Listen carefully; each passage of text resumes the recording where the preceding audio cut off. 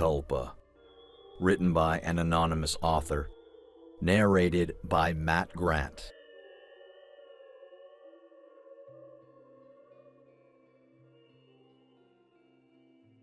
Last year I spent 6 months participating in what I was told was a psychological experiment. I found an ad in my local paper looking for imaginative people looking to make good money. And since it was the only ad that week that I was remotely qualified for, I gave them a call and we arranged an interview. They told me that all I would have to do was stay in a room, alone, with sensors attached to my head to read my brain activity. And while I was there, I would visualize a double of myself. They called it my Tulpa. It seemed easy enough, and I agreed to do it as soon as they told me how much I would be paid. And the next day, I began. They brought me to a simple room and gave me a bed, then attached sensors to my head and hooked them into a little black box on the table beside me. They talked me through the process of visualizing my double again and explained that if I got bored or restless, that instead of moving around, I should visualize my double moving around or try to interact with him, and so on. The idea was to keep him with me the entire time I was in the room. I had trouble with it for the first few days. It was more controlled than any sort of daydreaming I'd done before. I'd imagine my double for a few minutes and then grow distracted. But by the fourth day, I could manage to keep him present for the entire 6 hours. They told me I was doing very well. The second week, they gave me a different room with wall-mounted speakers. They told me they wanted to see if I could still keep the Tulpa with me in spite of distracting stimuli. The music was discordant, ugly, and unsettling, and it made the process a little more difficult, but I managed nonetheless. The next week they played even more unsettling music, punctuated with shrieks, feedback loops, and what sounded like an old-school modem dialing up. And guttural voices speaking some foreign language. I just laughed it off. I was a pro by then. After about a month, I started to get bored. To liven things up, I started interacting with my doppelganger. We'd have conversations or play rock, paper, scissors, or I'd imagine him juggling or breakdancing or whatever caught my fancy. I asked the researchers if my foolishness would adversely affect their study, but they encouraged me. So we played and communicated, and that was fun for a while. And then it got a little strange. I was telling him about my first date one day, and he corrected me. I'd said my date was wearing a yellow top, and he told me it was a green one. I thought about it for a second and realized he was right. It creeped me out, and after my shift that day, I talked to the researchers about it. You're using your thought form to access your subconscious. They explained. You knew on some level that you were wrong, and you subconsciously corrected yourself. What had been creepy was suddenly cool. I was talking to my subconscious. It took some practice, but I found that I could question my Tulpa and access all sorts of memories. I could make it quote whole pages of books I'd read once, years before, or things I was taught and immediately forgot in high school. It was awesome. That was around the time I started calling up my double outside the research center. Not often at first, but I was so used to imagining him by now that it almost seemed odd to not see him. So whenever I was bored, I'd visualize my double. Eventually, I started doing it almost all the time.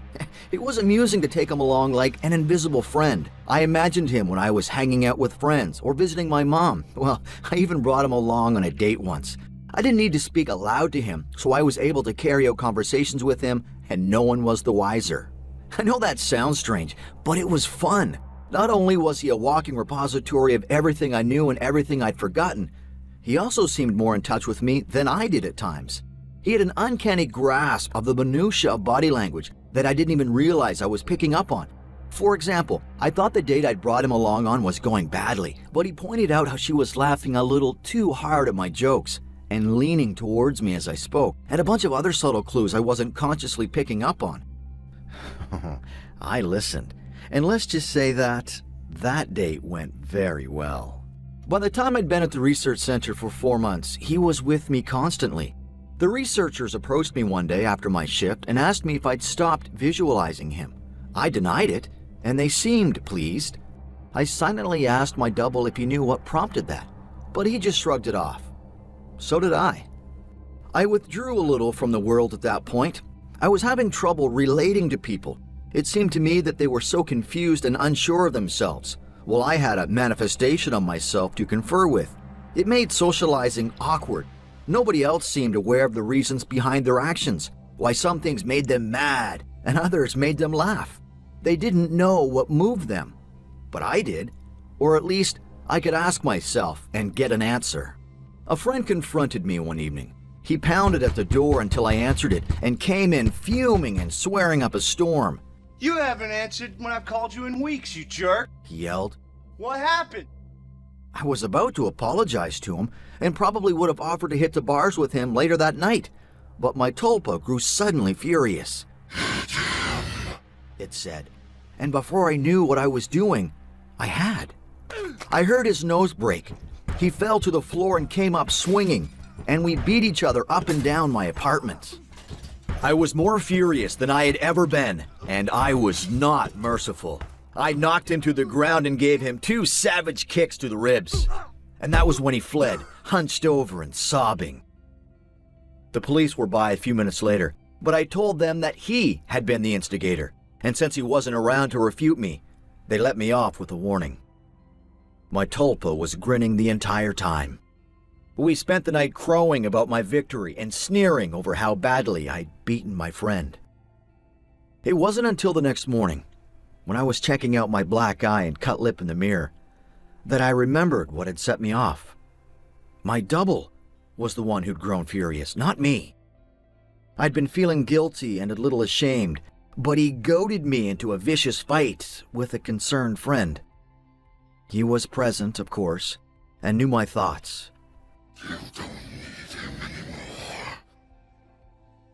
You don't need anyone else, he told me, and I felt my skin crawl. I explained all this to the researchers who employed me, but they just laughed it off. You can't be scared of something that you're imagining, one told me. My double stood beside him and nodded his head, then smirked at me. I tried to take their words to heart, but over the next few days I found myself growing more and more anxious around my Tulpa, and it seemed that he was changing. He looked taller and more menacing. His eyes twinkled with mischief, and I saw malice in his constant smile. No job was worth losing my mind over, I decided. If he was out of control, I'd put him down. I was so used to him at that point that visualizing him was an automatic process, so I started trying my damnedest to not visualize him. It took a few days, but it started to work somewhat. I could get rid of him for hours at a time, but every time he came back, he seemed worse. His skin seemed ashen, his teeth more pointed. He hissed and gibbered and threatened and swore.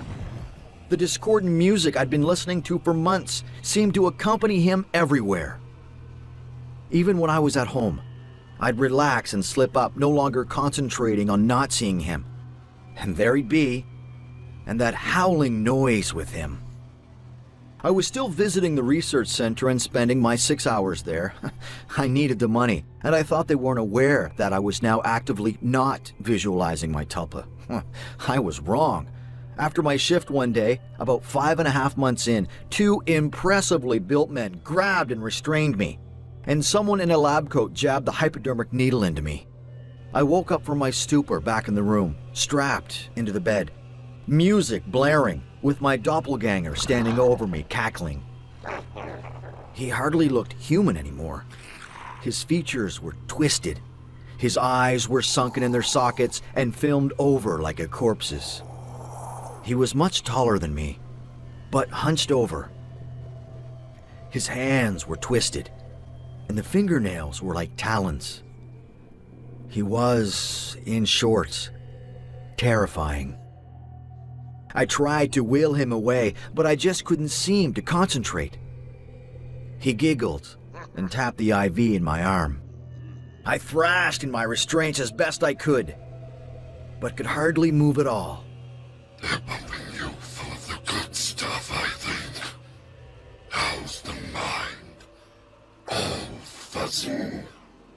He leaned closer and closer as he spoke. Oh, I gagged. His breath smelled like spoiled meat. I tried to focus, but couldn't banish him. The next few weeks were terrible. Every so often, someone in a doctor's coat would come in and inject me with something, or force feed me a pill. They kept me dizzy and unfocused, and sometimes left me hallucinating or delusional. My thought form was still present, constantly mocking. He interacted with, or perhaps caused, my delusions. I hallucinated that my mother was there, scolding me. And then he cut her throat, and her blood showered me. It was so real that I could taste it. The doctors never spoke to me. I begged at times, screamed, hurled invectives, demanded answers. They never spoke to me. They may have talked to my Tulpa, my personal monster. I'm not sure. I was so doped and confused that it may have just been more delusion. But I remember them talking with him. I grew convinced that he was the real one, and I was the thought form. He encouraged that line of thought at times, mocked me at others. Another thing that I pray was a delusion. He could touch me. More than that, he could hurt me. He'd poke and prod at me if he felt I wasn't paying enough attention to him. Once he grabbed my lower extremities, and squeezed until I told him I loved him. Another time he slashed my forearm with one of his talons. I still have a scar. Most days I can convince myself that I injured myself and just hallucinated that he was responsible. Most days. Then one day, while he was telling me a story about how he was going to gut everyone I loved, starting with my sister, he paused. A querulous look crossed his face, and he reached out and touched my head, like my mother used to when I was feverish.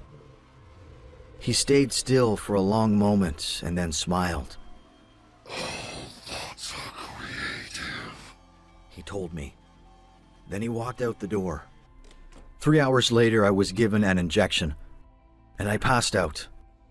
I awoke unrestrained. Shaking, I made my way to the door and found it unlocked. I walked out into the empty hallway, and then ran. I stumbled more than once, but I made it down the stairs and out into the lot behind the building. There, I collapsed, weeping like a child. I knew I had to keep moving, but I couldn't manage it. I got home eventually. I don't remember how. I locked the door and shoved a dresser against it, took a long shower, and slept for a day and a half. Nobody came for me in the night, and nobody came the next day, or the one after that. It was over. I'd spent a week locked in that room, but it felt like a century. I'd withdrawn so much from my life beforehand that nobody had even known I was missing. The police didn't find anything. The research center was empty when they searched it.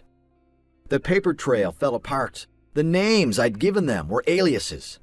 Even the money I'd received was apparently untraceable. I recovered as much as one can.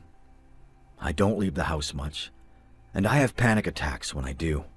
I cry a lot. I don't sleep much, and my nightmares are terrible. It's over, I tell myself. I survived. I used the concentration those bastards taught me to convince myself. It works. Sometimes. Not today, though. 3 days ago, I got a phone call from my mother. There's been a tragedy. My sister is the latest victim in a spree of killings, the police say. The perpetrator mugs his victims and then guts them. The funeral was this afternoon. It was as lovely a service as a funeral can be, I suppose. I was a little distracted, though. All I could hear was music coming from somewhere distant, discordant, unsettling stuff that sounds like feedback.